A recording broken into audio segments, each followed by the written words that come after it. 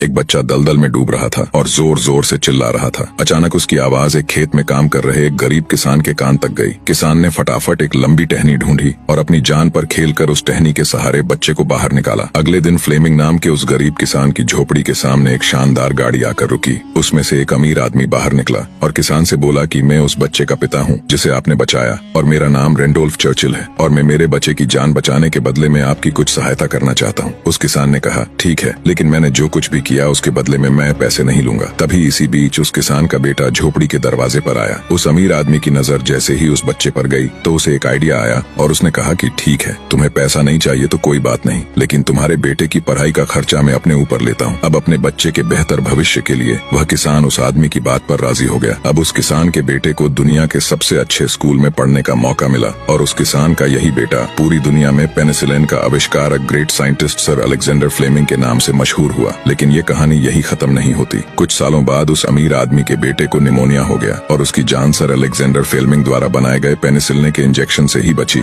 और उस अमीर आदमी के बेटे का नाम था विंस्टन चर्चिल, जो 2 बार ब्रिटेन के प्रधानमंत्री रहे। दोस्तों, शायद इसीलिए कहते हैं कि कर्म हमेशा घूम कर आते हैं। इसलिए हमेशा दूसरों का अच्छा करें ताकि आपके साथ भी